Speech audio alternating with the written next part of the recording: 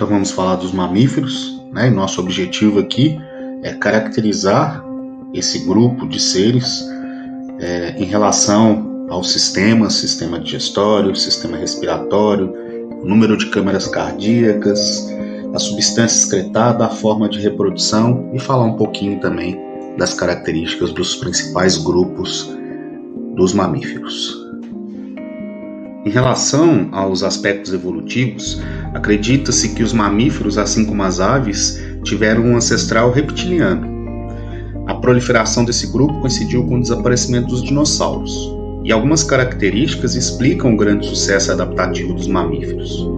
O eficiente controle da temperatura corporal, que é facilitado pelo revestimento isolante do corpo, composto por pelos e por uma camada de gordura situada no tecido subcutâneo. Além disso, a separação completa do sangue venoso e o arterial no corpo, que permite melhor controle da pressão arterial e uma circulação mais eficiente. Isso acaba garantindo uma melhor oxigenação dos tecidos e chegada de alimento às células com maior rapidez, fator importante para a manutenção do metabolismo elevado. O encéfalo dos mamíferos também é proporcionalmente maior do que o de outros grupos de animais, o que está relacionado com a capacidade de coordenação, aprendizagem e memória.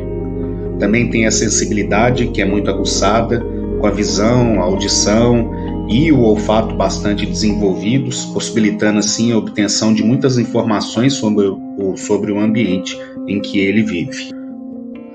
A gente também percebe, que a movimentação é mais eficiente, com pernas e braços localizados embaixo do corpo, garantindo uma maior sustentação e, ao mesmo tempo, permitindo uma locomoção mais rápida. E, por fim, a inexistência de postura de ovos na grande maioria dos representantes, permanecendo os filhotes no aparelho reprodutor da fêmea durante maior tempo, o que dá maior segurança para o embrião durante o desenvolvimento.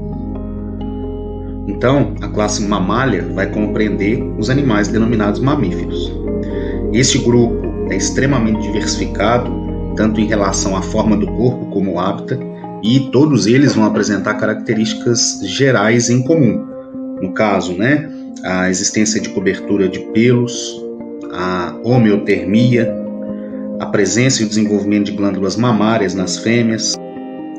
Vale ressaltar aqui que essa presença de pelos funciona como um isolante térmico para esses seres. Além disso, os dentes são diferenciados. A gente tem 4 grupos básicos: os caninos, incisivos, molares e premolares, que vão ter variações de acordo com o hábito alimentar do animal, e também a presença do diafragma, que é o músculo que separa a cavidade abdominal e torácica.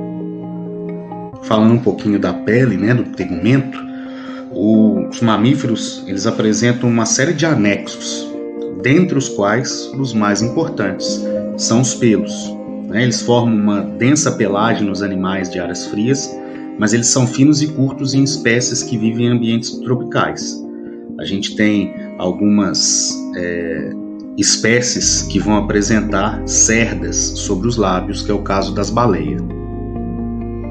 Os carnívoros e roedores têm sobre o nariz e os olhos longas vibriças, que a gente conhece como bigodes, onde a base de cada um desses pelos ela é circundada por fibras sensitivas que vão receber estímulos táteis quando o animal se move.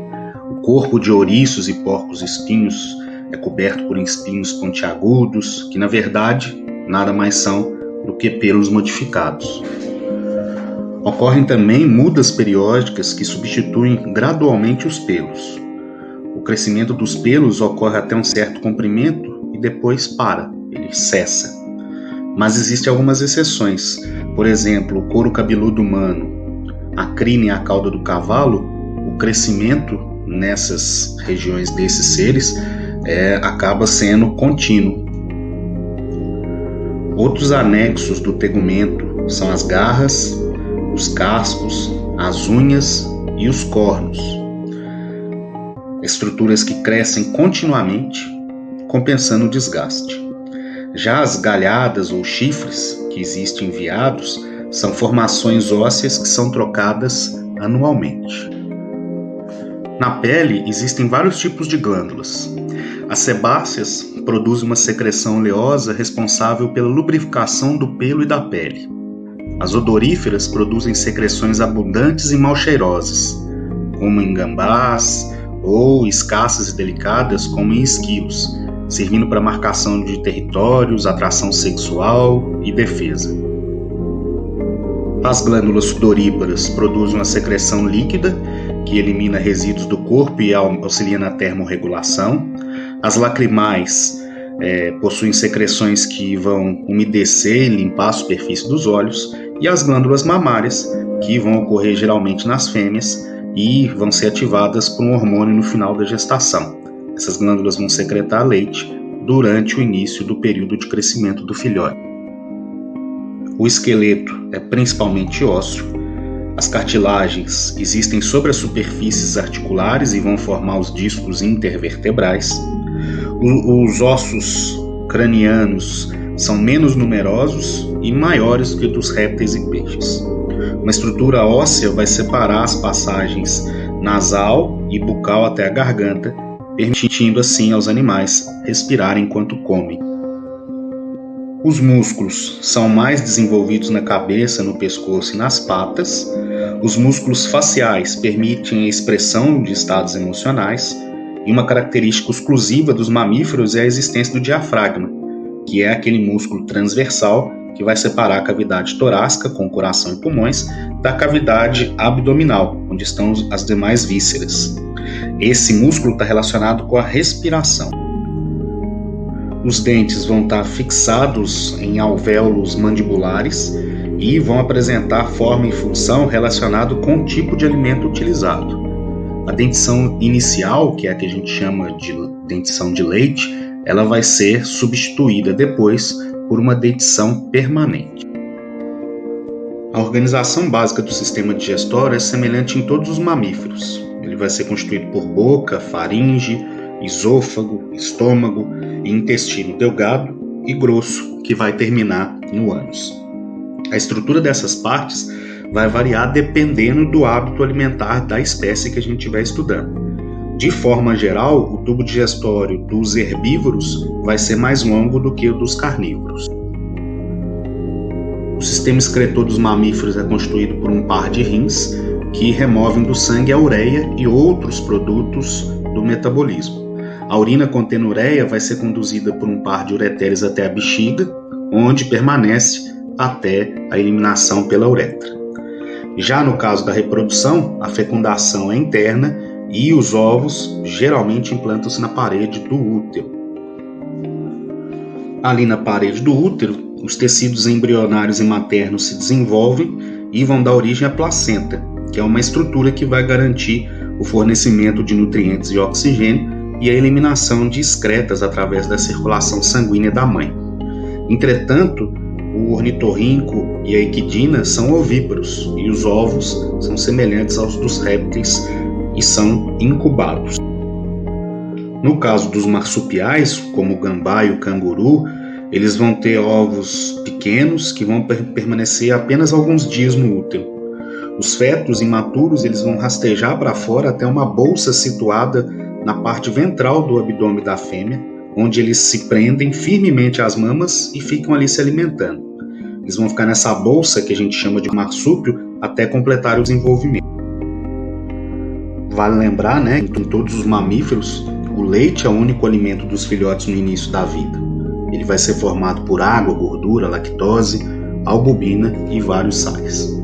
Nos mamíferos mais primitivos, os condutos do sistema urinário e reprodutor vão desembocar na cloaca, onde também vai se abrir o intestino.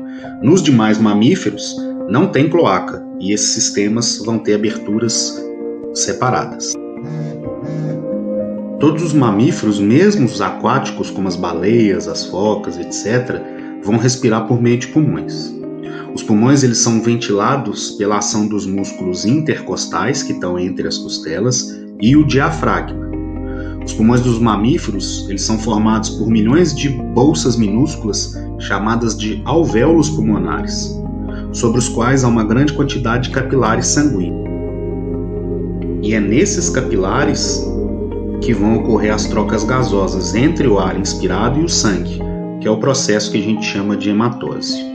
Os mamíferos eles vão ter o coração com 4 cavidades, 4 câmaras, 2 átrios ou aurículas e 2 ventrículos completamente separados. Então, nesse caso, a circulação é dupla, basicamente semelhante ao que ocorria também nas aves. O encéfalo dos mamíferos é o mais desenvolvido entre os animais. O cérebro ele é volumoso e apresenta várias dobras, o que faz com que a área cerebral superficial seja muito grande em relação ao volume. É na camada mais superficial do cérebro que estão localizados a maioria dos corpos celulares dos neurônios e é onde ocorre o processamento das informações captadas pelos órgãos sensoriais.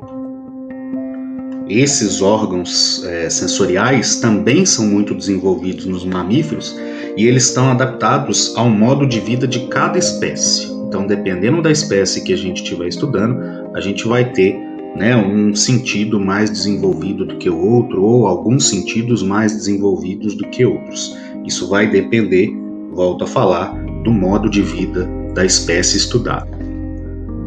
Os mamíferos estão divididos em 3 grupos. Os prototérios são os ovíparos, conhecidos como monotremados. Os dentes vão estar presentes só nos filhotes e os adultos vão ter um bico córneo. Tem glândula mamária, mas não tem mamilo. Então o leite ele sai como um suor, molhando os pelos da região peitoral, que vão ser lambidos pelos filhotes. A cloaca vai estar presente, mas eles não possuem útero nem vagina. Os metatérios são vivíparos, são conhecidos como marsupiais, geralmente sem placenta e com marsúpio na fêmea. O útero e a vagina deles são duplos. Eles estão restritos ali à região da Austrália, com exceção dos gambás, que vivem na América. São exemplos aí o canguru, o coala e o gambá. E os mamíferos eutérios ou placentários são aqueles que possuem a placenta. A placenta, como já foi dito, é um importante anexo embrionário. Ele é exclusivo dos mamíferos e é importante para vários aspectos fisiológicos do filhote. Ele serve para nutrição, troca gasosa e excreção.